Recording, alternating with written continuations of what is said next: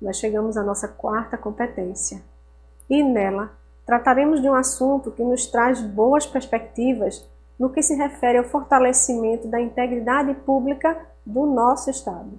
E o compliance como um dos instrumentos para esse fortalecimento, que é a Lei 16722 de 2019 do Estado de Pernambuco, que dispõe sobre a obrigatoriedade da implantação de programas de integridade nas pessoas jurídicas que vão entrar em contratação com a administração pública para oferecer seus serviços e bens.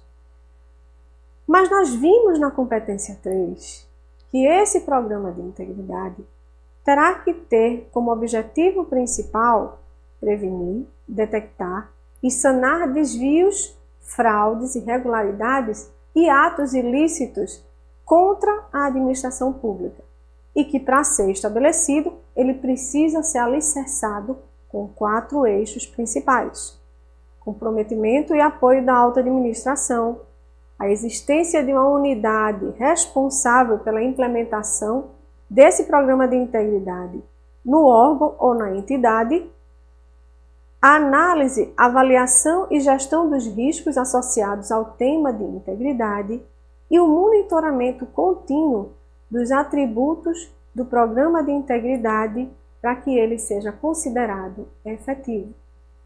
Então, devido a essa obrigatoriedade da implantação e implementação de um programa de integridade nas organizações públicas também, através da Lei Federal 13.303, que eu sei que vocês se lembram dela, o Estado de Pernambuco não ficou atrás.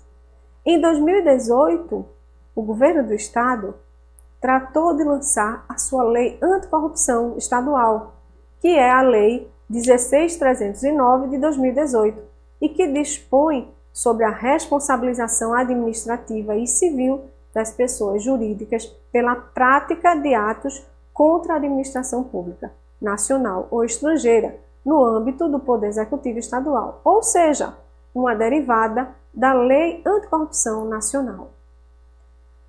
Foi a partir da Lei Anticorrupção Estadual de Pernambuco, a 16.309 de 2018, no seu artigo 60, que a formação em compliance no setor público do governo do Estado para todos os agentes públicos pôde acontecer, sob a minha autoria e a chancela do Centro de Formação dos Servidores e Empregados Públicos do Estado de Pernambuco, o Cefosp.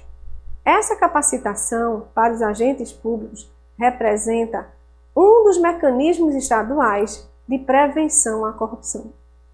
Em sequência, surgiu a Lei 16.722 de 2019, que traz a obrigatoriedade da implantação do programa de integridade por empresas de personalidade jurídica de direito privado que contratem com o Estado de Pernambuco a partir de 2022. Então, essas empresas se enquadram na classificação de sociedades empresárias ou simples, podendo ser estrangeira com sede em território brasileiro, sendo organizações sociais, associações, fundações e empresas individuais de responsabilidade limitada e que ofereçam bens e serviços de obras de engenharia, promoção ou execução de atividades públicas em segmentos como saúde, tecnologia e alimentos, entre outros. Então, vejam como o Estado de Pernambuco ele começa a demonstrar uma preocupação em relação à busca da conformidade, da integridade e a minimização de riscos que vão impactar nessa integridade pública a partir de legislações modernas. Então, hoje, nós temos o Estado de Pernambuco tentando trazer para as empresas privadas que entram nessa relação contratual esse sentido de se estruturar com um programa de integridade que vai garantir uma lisura, uma honestidade nessa troca e nesse desenvolvimento socioeconômico do Estado. Nessa imagem, nós podemos ver que as áreas de maior atingimento para as empresas que precisam se proteger e, ao mesmo tempo, se preparar, são as áreas de infraestrutura e obras públicas, gestão em saúde, tecnologia e alimentos. Então, vejam que as empresas que fazem parte desses cenários ou desses segmentos, elas vão precisar, antes de mais nada, estabelecer um compliance, como uma área, como um projeto, como uma cultura, como um sistema, o que seja, qualquer uma dessas materializações, para em seguida elas estruturarem uma equipe capaz de elaborar um programa de integridade que esteja dentro das recomendações da Lei 16722 de 2019. Então, essa legislação traz alguns pontos importantes e que nós vamos tentar refletir aqui, e eu gostaria que em seguida vocês buscassem essa legislação para tentar refletir também sobre outros pontos que venham chamar a atenção na observância e na obediência a ela, que essas empresas vão ter que alcançar, vão ter que seguir.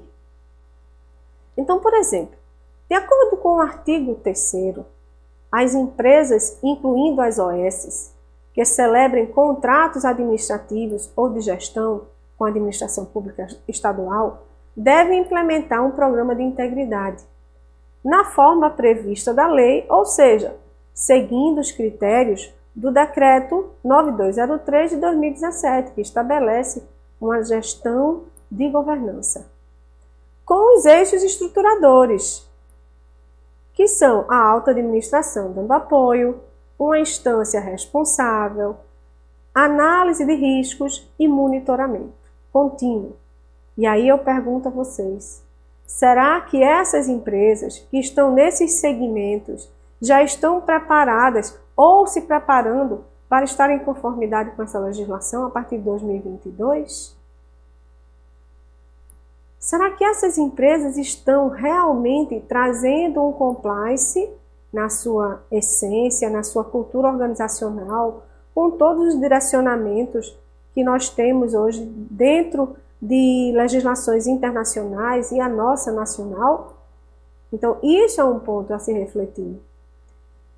Um outro ponto, segundo o artigo 5º da lei, o programa de integridade das empresas, essas que vão entrar em contratação com o Estado, somente será considerado válido quando ensejar o comprometimento da alta administração com a respectiva execução, monitoramento, avaliação e atualização quanto aos mecanismos de prevenção, detecção, punição e remediação de fraudes e atos de corrupção. Questionamos se essas empresas, antes de implantar o programa de integridade, estruturaram um compliance como uma área estratégica dentro da sua corporação. Não só para trazer a questão da conformidade de normativas, de leis, de políticas internas, mas para fazer um estudo avançado de que eventos acontecem e que vão prejudicar todos os objetivos que essa empresa vai ter que atingir e que são os objetivos públicos para que ela foi contratada. E isso é um questionamento que vai precisar ser feito dentro da empresa muito antes dela estabelecer um programa de integridade e garantir a lisura nessa relação simétrica e de troca com a administração pública do Estado de Pernambuco.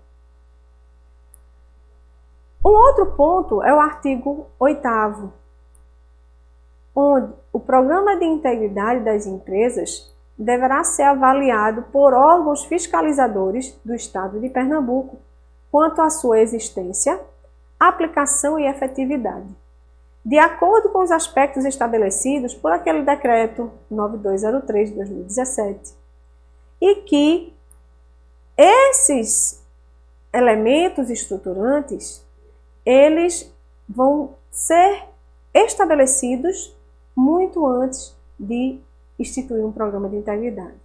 Então, será que essas empresas que pretendem entrar em contratação com a administração pública do Estado de Pernambuco estão preparadas para seguir a conformidade a partir do que o artigo 8º da lei estabelece, que para você ter um programa de integridade, você tem que ter a alta administração apoiando e com compromisso de estabelecer. Você vai ter que ter uma instância responsável chamada de unidade, com uma equipe e com um líder, com um gestor.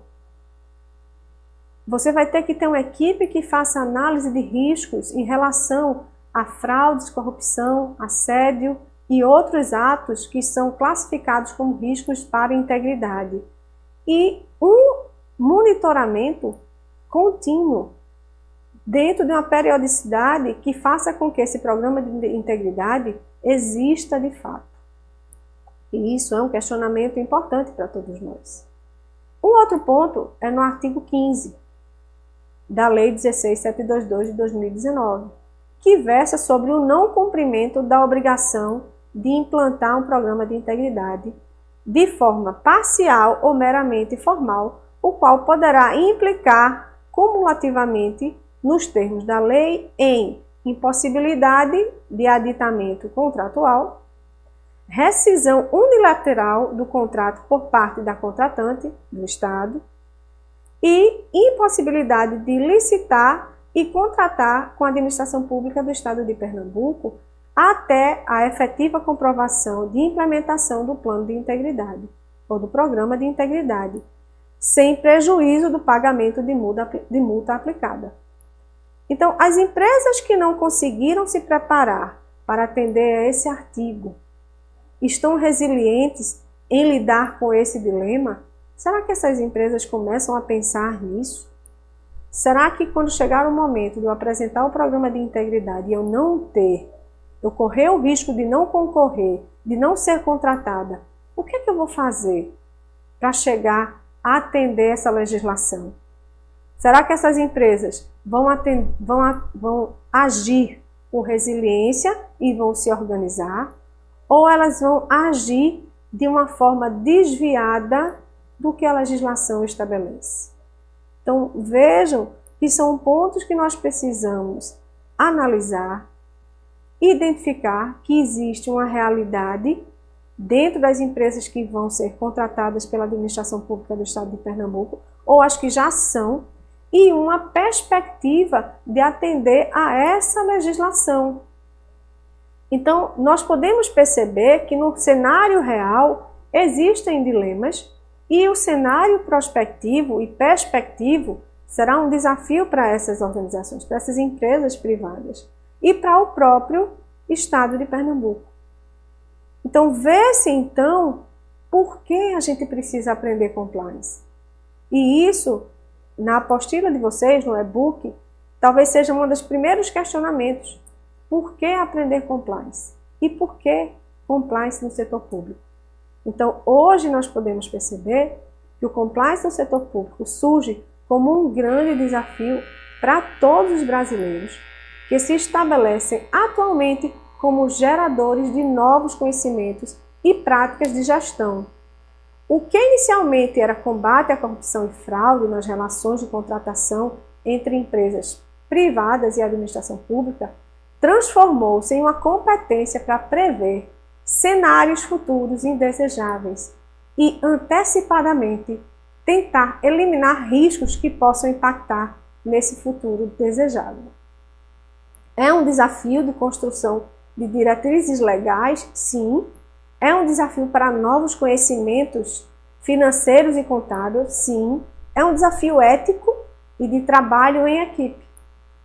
Desafio para estabelecer negociações com justiça, confiança e boa reputação. Desafio para manter o foco nos resultados, mas para ser resiliente na necessidade de mudanças. Desafio para manter-se em equilíbrio, mesmo diante das pressões de trabalho.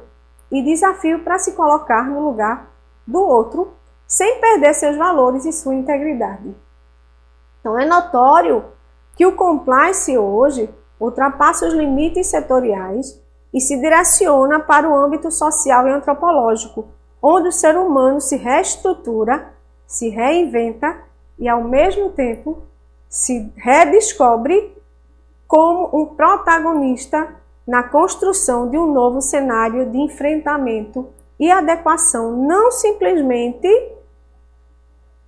dentro das legislações e dentro do que elas preconizam, mas especialmente na dinâmica da sociedade e de suas políticas públicas de inclusão.